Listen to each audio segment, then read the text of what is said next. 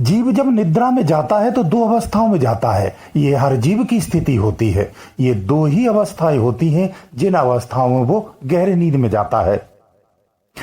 पहली उसकी निद्रा की अवस्था ज्ञान की अवस्था होती है, यानी ज्ञानमय निद्रा। एक निद्रा वो जो अज्ञानमय है। या तो वो ज्ञानमय निद्रा में जाएगा या अज्ञानमय निद्रा में जाएगा। यानी दो ही रूप में ही, दो ही निद्रा में ही जीव सोता है। संसार का हर जीव सोता है। सत्संगों में संत कहते हैं कि आपको ज्ञान मुद्रा में सोना चाहिए या ज्ञान निद्रा में सोना चाहिए। अगर बैठकर आप भजन नहीं कर सकते हैं, सोकर के भजन करते हैं, तो वो ज्ञान निद्रा में ही जाना होता है।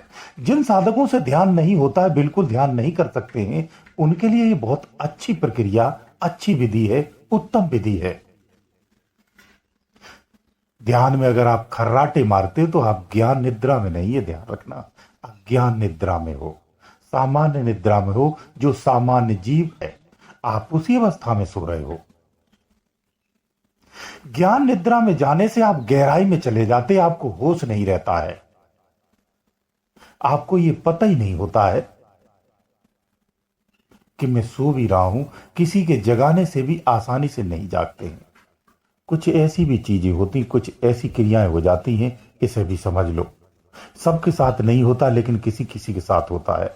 जब आप ज्ञान निद्रा में सो जाते हैं तो इतनी गहराई में चले जाते हैं कि आपको कोई होश नहीं रहता है। उस अवस्था में कभी कभी आप बिस्तर पर भी गीला कर देते हैं, यानी बिस्तर पे पेशाब भी हो जाती है। जैसे रात में लंबे समय तक आप सो रहे हैं, तो रात में जब पेशाब लगती तो आपको होश नहीं होता है।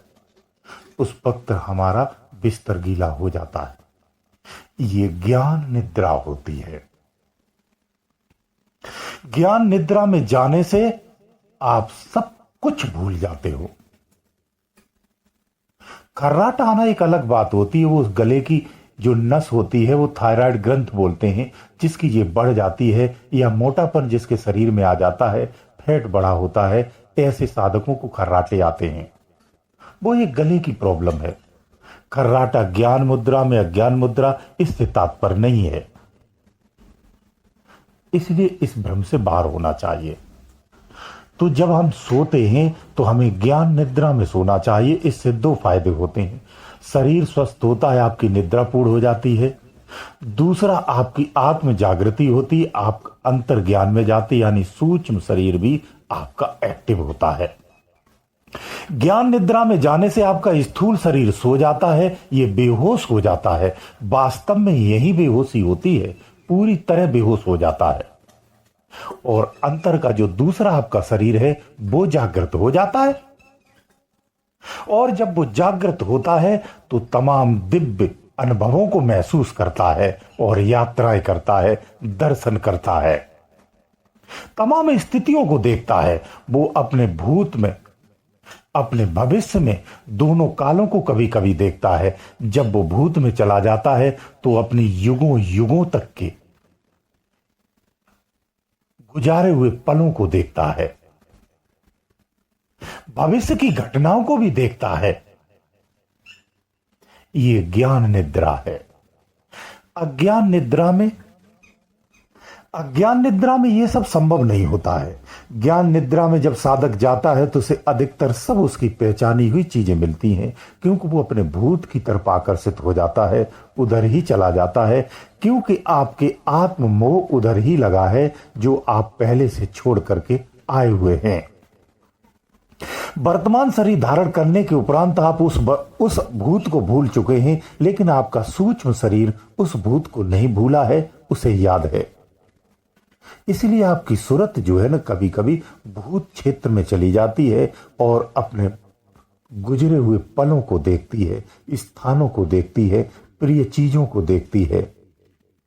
हम अज्ञानता में उसे नहीं समझ पाते हैं कि ये क्या है, लेकिन वो वास्तव में आपने कभी देखा था। आपका कहीं ना कहीं उनसे संबंध निश्चित होता है, वही चीजें आपको दिखती हैं। क्योंकि आप उस दिव्य अवस्था में नहीं है कि कहीं आप दिव्यता में जा रहे।